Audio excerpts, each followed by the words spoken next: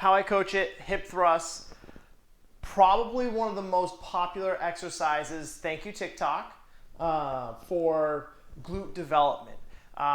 Lots of debate in years past on what's better, squats, deadlifts, hip thrusts for performance, squats, deadlifts, hip thrusts for aesthetics. There's no denying the hip thrust, glute bridge, whatever you want to call it, definitely does a good job of building the booty.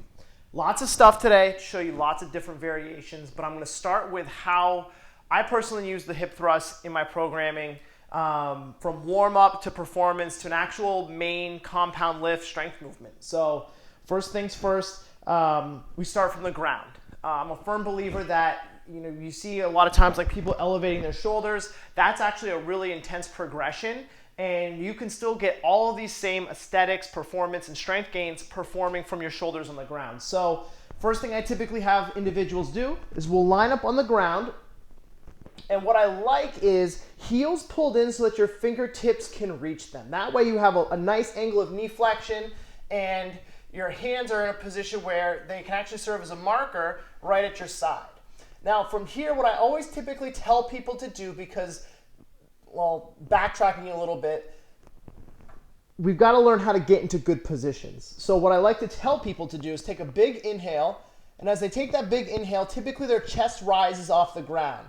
And then from there I say take a big exhale and push your spine, push your rib cage into the floor. So as I exhale, you can see myself really driving into the floor. Now I tell them to keep that position. And that's why we like to start on the ground first, not because it's an easier position pushing against the ground versus a bench, but because it teaches you where your ribs should be. This is going to get your pelvis into a better position to actually engage your glutes. A lot of times we'll see people put weight on themselves, whatever it is, they flare their ribs right off the ground, they push into the floor, and they just have this big arc between their chest, their belly, and their hips. And what we really want is big inhale, exhale, pushing into the ground. I want to maintain this smooth rib cage to hip relationship, and then from there I want to push up off the floor. And what you notice now is that I'm not arcing up off the floor, but I'm keeping everything in a good position, and now my glute is actually pushing my pelvis up and forward. So glute bridge to me starts on the ground, double leg, single leg, and then from there we can even add weight. And a lot of people will jump to the barbell because that's what they see on social media, that's what they see in programming. But believe it or not, if you're getting good activation, you can even start with a plate. And what I like to tell people is, when you're loading lower body, typically if you're making like a jump of like 10, 15, 20%, it's normal, but that's a lot of weight. So if you're a 100-pound person, this is a 15-pound plate. I know, 15-pound plate, kind of abnormal, whatever, my gym, I can do what I want. 15-pound plate, that's 15% increase in strength, especially if you're going with a single leg exercise. So you can be pretty generous with the increases in strength, but specifically with the plate, what I like is that I can rest it in two different places. One, on my stomach. Two, it fits right in the crease of my hip, and I can now use it to load my knees. And the reason I like it there, big inhale again, exhale, drive to the floor, is that my hands are in a position I can hold the weight from sliding too much, but the weight is now directly loading over my pelvis, which is where my glutes are driving forward. Versus if I had it lower here, when I come down, now I'm in this position where I'm tenting, and I'm not really applying load. This is probably just going to end up stabbing me in the ribs. It's not going to feel very good. So I like to load on my hips. It's a pretty comfortable position. I can use my hands to brace, help me keep my ribs down as I push up, down, single leg. Now from here, I'm just going to extend that leg straight out. Same thing, up, down. So progression number one, I like to load with a plate first. Number two, more weight. I got all sorts of stuff here, people, all sorts of stuff. Kettlebell. The kettlebell is also a great mechanism to load. The dumbbell also works, but I like kettlebells a little bit better because they're more of like a cannonball style weight, so I can put it right on my thighs.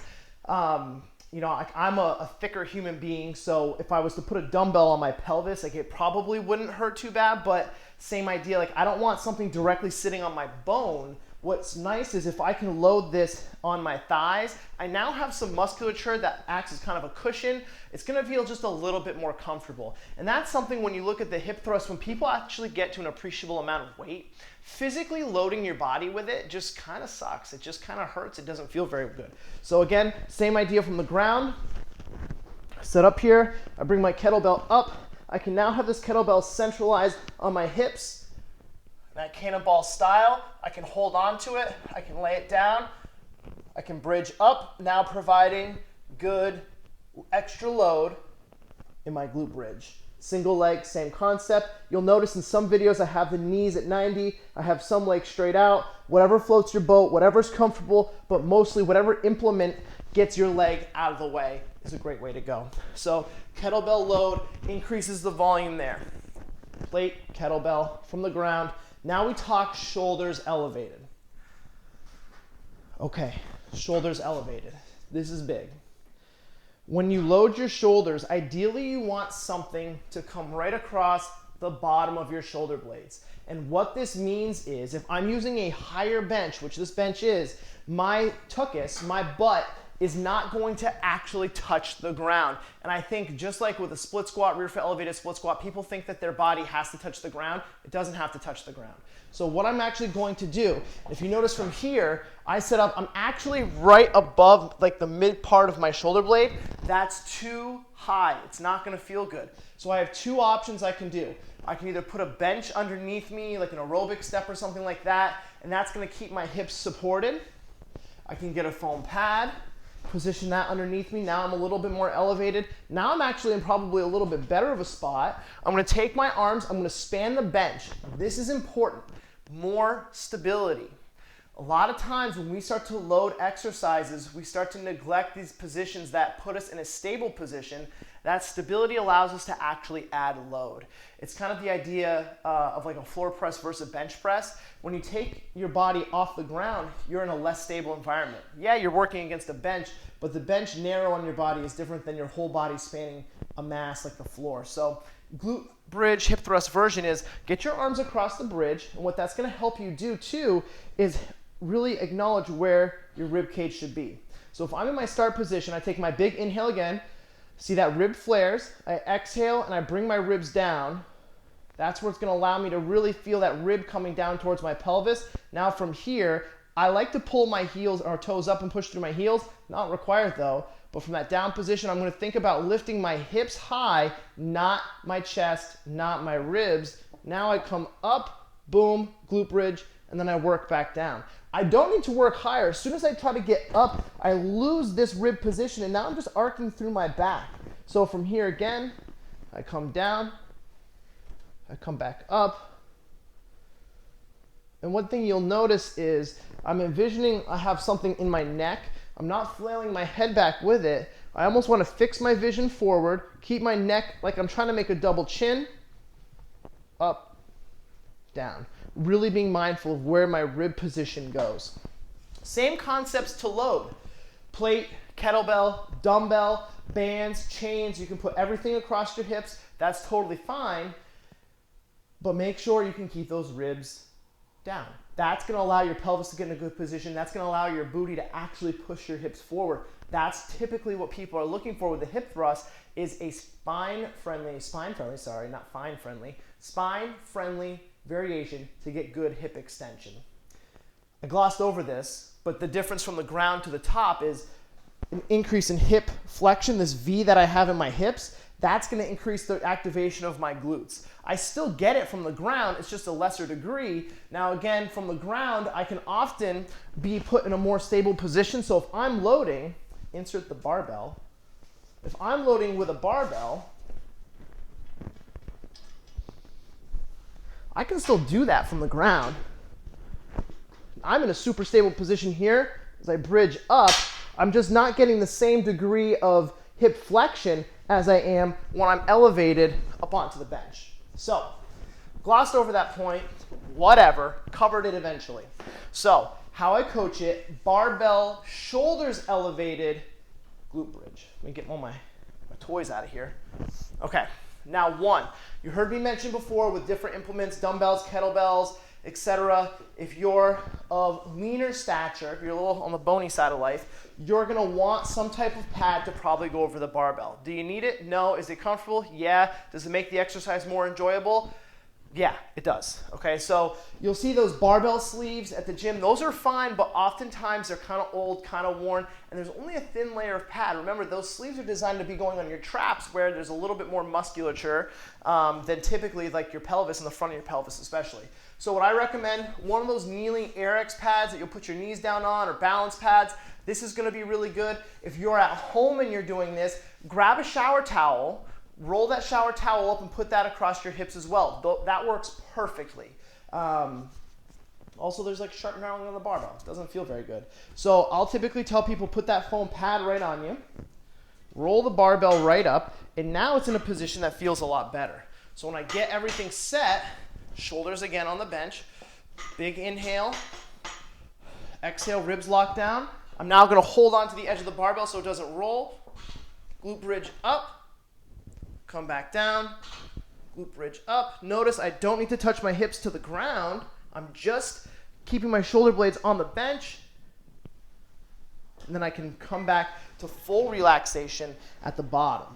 Another reason you don't necessarily need to touch the ground is because when you touch the ground, your body can essentially rest on something. When you're resting on something, you're losing tension. So as you saw, it's an effort to get into this start position. Once I get there, I don't want to lose that. I want to perform my set. I want to get in and get out. If I'm resting with my booty on the ground in between sets, what I'm really going to find is that I'm going to have to reposition my pelvis, reposition my spine, maybe even my feet, because I'm taking tension away from my body and letting the barbell do its thing against the ground as I rest. So again, maybe if you put something, pad on the ground, towel under the bar, an aerobic step, something like that underneath you, it's gonna put you in a position where you know your depth, similar to squatting to a box, benching to a board, but not give you a position to rest where the barbell can start to reposition on your pelvis. My favorite, last thing I will talk about, my favorite glute finisher, video how I coach it bonus, is 100 reps, single leg, shoulders elevated. And the reason I like that is when you look at the load of your body weight, one, it's typically less than you would get with a barbell, right? Like I weigh less than added load. Like the load added to me weighs more than just me. That's essentially what I'm trying to say. Two, when you look at working single leg, now I'm going to get a lot of anti-rotation properties, and that's incredibly hard to do with load. So one, I think it's important to remember to train single leg. Two, at the end of your workouts, growth comes from proximal failure. So basically, like how close can you get to that glute, that musculature working as hard as it can? And a lot of times when we're working strength, we're adding progressive overload, but we're not necessarily working towards failure, because to get stronger, you don't necessarily need to be in a quote unquote failure state. But for growth, you need to push the limits of that musculature. Now, to do this safely, I'm a proponent of higher volume bodyweight exercises. That's just my opinion. So I set up, I go one leg, I rep 15, 25 reps. From there, minimal rest, I switch legs, I keep going, and I basically just keep alternating either for set time, set reps. You heard me say 100. Maybe you put a timer on for 3 minutes. How many can you do? That way you have some sense of progress, set to set, day to day, workout to workout. But that's my favorite glute finisher. I get that question oddly more than you might think. But favorite glute finisher, shoulders elevated, helps you get in a position. You can actually start to grease the groove, mechanically start to feel it out with no load, safer, lots of good things. Just alternate for times or until you hit a set number of reps. You heard me say 100. You can really load the volume because your glutes are pretty strong. You can really load the volume and start to push that. So how I coach it, hip thrust, key concepts, recap, longer video, whatever. Shoulder blades. Make sure the bottom portion of the shoulder blade is on the bench. There's a difference between here and here. From this position, span the bench. Get some stability. Toes can be up, toes can be down. Think about inhale, exhale, keep the ribs low, glute bridge up. You don't need to go further than just elevating while maintaining that contraction. You will feel a difference. If you're feeling it in your lower back, issue with the rib cage. If you're feeling it in your hamstrings, issue with your foot placement, okay? Can you have different foot placements? Yes. Should I do a Q&A just on the hip thrust? Probably. Maybe that'll come. But how I coach it, hip thrust, give it a try. Let me know how it goes.